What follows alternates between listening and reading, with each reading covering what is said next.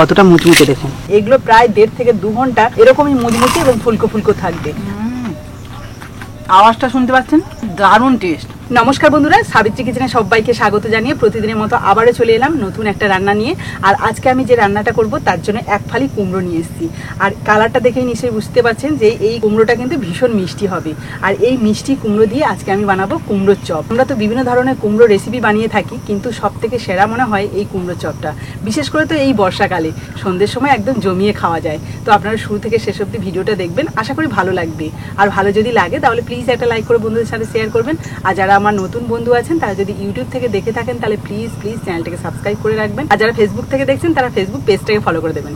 তাহলে চলুন আজকের রেসিপিটা শুরু করা যাক। বাজারে গেলে কিন্তু আমরা অনেক সময় বুঝতে পারি না কোন কুমড়োটা মিষ্টি হবে, কিন্তু আপনাদের বলে দিচ্ছি যারা জানেন না, এরকম যদি হলুদ কালারে দেখতে হয় এবং এই সাইডে যদি হালকা সবুজ মতো থাকে তবে সেই সবুজটা কিন্তু কাঁচা কুমড়ো থাকে, পাকা কুমড়ো থাকে না।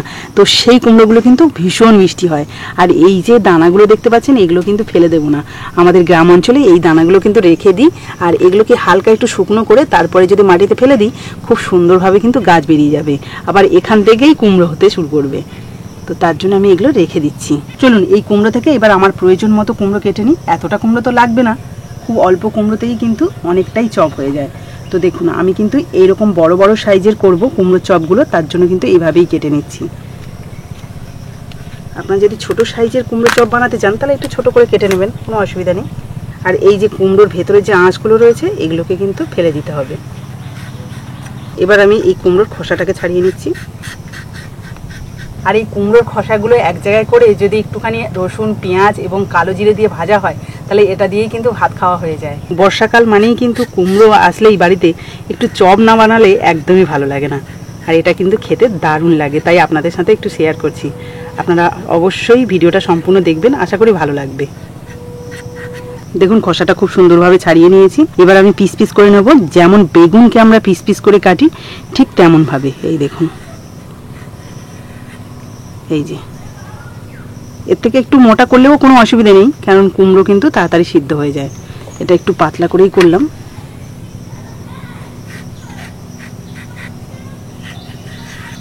এই যে এই পিসটা কিন্তু একদম পারফেক্ট আছে, দেখতে পাচ্ছেন।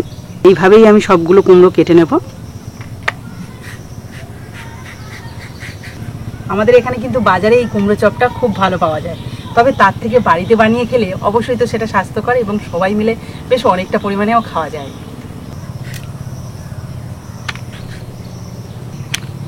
দেখুন এখানে কিন্তু বেশ অনেকগুলো পিস হয়েছে, বুঝতেই পারছেন যে অল্প কুমড়োতেই কিন্তু অনেকগুলো চপ হয়ে যায়। 4, 4, 8, 9, 10, 11, 12, 13 পিস হয়েছে। তাহলে আপনারা বুঝতেই পাচ্ছেন যে এই যে মাত্র এক টুকরো কুমড়োতে 13 পিস কিন্তু কুমড়োর চপ হবে। তো চলুন এবার এগুলোকে ভালো করে ধুয়ে নিই। সবগুলো একসাথেই জলের মধ্যে দিয়ে দিলাম। কুমড়োর পিসগুলো এমনিই পরিষ্কার ছিল, তাও একটু ভালো করে ধুয়ে নিলাম। এবার জল ছাড়িয়ে একটা পাত্রে রাখছি। সবগুলো কুমড়োর পিস তো ধুয়ে নিলাম ভালো করে। এবার আমার এই কুমড়ো চপের জন্য বেসনটাকে রেডি করতে হবে। এটা কিন্তু খুব বানানো সহজ এবং খুব কম সময়ও লাগে। দেখতেই পেলেন কত সহজে আমি কেটে নিয়েছি। এবার শুধু ব্যাটারটা রেডি করলেই ব্যাস। তার জন্য একটা বড় পাত্রের মধ্যে নিয়ে নিচ্ছি ছোট বাটির 2 বাটি বেসন। বেসনের মধ্যে দিয়ে দিচ্ছি 1/2 চামচের একটু কম কালো জিরে, স্বাদ মতো নুন, অল্প একটু হলুদ গুঁড়ো, 1/2 চামচ লঙ্কার গুঁড়ো, আর দিয়ে দিচ্ছি অল্প একটু ম্যাগি মশলা। এটা আমার হাতের কাছে ছিল তাই দিচ্ছি, এতে করে কিন্তু স্বাদটা দারুণ আসবে। এবার অল্প অল্প জল দিয়ে একটা থকথকে ব্যাটার রেডি করে নেব।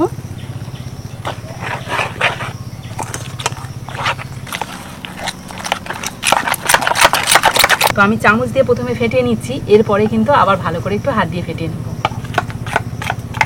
আপাতত ব্যাটারের থিকনেসটা আমি এরকমই রাখলাম, তবে ভাজার আগে আরও একবার ভালোভাবে দেখিয়ে দেবো। তো চলুন এবার এটাকে সাইডে রেখে চপ ভাজার জন্য তেলটাকে গরম করতে দিই। তার জন্য উনুনটা ভালোভাবে ধরিয়ে নিয়েছি। এবার একটা কড়াই বসিয়ে দিচ্ছি। কড়াইতে দিয়ে দিচ্ছি বেশ কিছুটা সাদা তেল। তেলটাকে কিছুটা গরম করে নিয়েছি। এবার ওই গরম তেলটা আমি 1 চামচ নিয়ে নেব, আর এই 1 চামচ তেল আমি এই ব্যাটারের মধ্যে দিয়ে দেব। এতে করে কিন্তু চপগুলো খুব মুচমুচে হয় আর খেতেও ভালো লাগে। দিয়ে দিচ্ছি 2 চিমটি খাওয়া সোডা। আর এই খাওয়া সোডা দেওয়াতে কিন্তু খুব সুন্দরভাবে ফুলবে চপগুলো। এবার ভালো করে মিশিয়ে নেব। এই যে তেলটা দেবো বলেই কিন্তু আমি ব্যাটারটা খুব পাতলা করে নিই, একটু ঘনই রেখেছিলাম। আর এখন দেখুন থিকনেসটা একদম পারফেক্ট হয়েছে। ফাইনালি কিন্তু আরও একবার আপনাদের দেখিয়ে দিচ্ছি ব্যাটারের থিকনেসটা। এই যে ঠিক এরকমই রাখতে হবে। তো চলুন এবার আমি কুমড়ো চপগুলো ভাজতে শুরু করি। এখান থেকে আমি এক টুকরো কুমড়ো নিলাম, ব্যাটারটাকে ভালোভাবে মাখিয়ে নেব।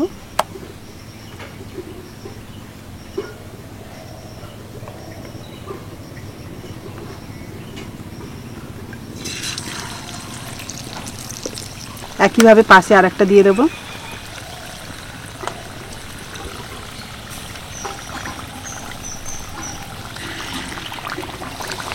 দেখুন কি সুন্দর আস্তে আস্তে ফুলে যাচ্ছে কুমড়ো চপগুলো। পাশে জায়গা আছে তাই আর একটা দিয়ে দিলাম।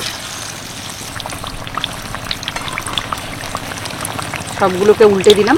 এবার কিন্তু এগুলোকে মিডিয়াম আছে খুব ভালোভাবে ভেজে নেব।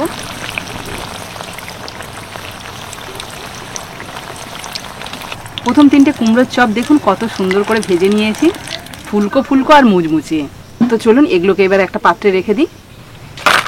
দেখলেন তো এগুলোকে কত সুন্দরভাবে কম সময়ের মধ্যে ভেজে নিলাম, আর প্রত্যেকটাই কিন্তু একদম পারফেক্টভাবে মুচমুচে হয়েছে। বাকিগুলো তো ভেজে নেবো, তবে এতটাই মুচমুচে আর ফুলকো ফুলকো হয়েছে যে আপনাদের ভেঙে না দেখালে ঠিক ভালো লাগছে না। আওয়াজটা শুনতে পাচ্ছেন?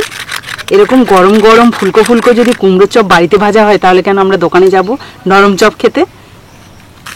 এই দেখুন, বুঝতেই পারছেন একদম কুড়মুড়ে এবং মুচমুচে। আর ভেঙে দেখালাম না, পরে আপনাদের দেখাবো। চলুন বাকিগুলো ভাজতে থাকি।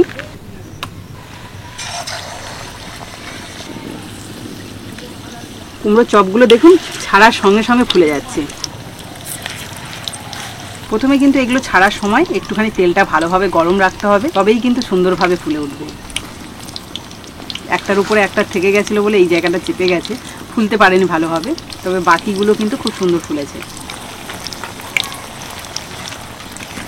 এক পিঠ হালকা ভেজে নিয়েছি, এবার উল্টে দেব।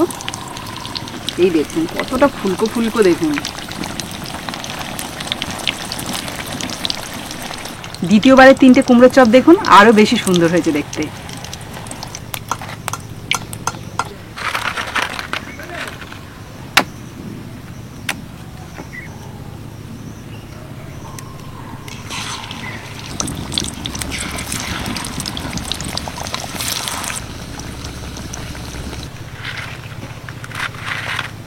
তো বন্ধুরা প্রত্যেকটা কুমড়োর চপ কিন্তু একদম পারফেক্ট ভাবে ভাজা হয়েছে, আর প্রত্যেকটাই কিন্তু ফুলকো ফুলকো এবং মুচমুচেও রয়েছে। আর এগুলো প্রায় 1.5 থেকে 2 ঘন্টা এরকমই মুচমুচে এবং ফুলকো ফুলকো থাকবে।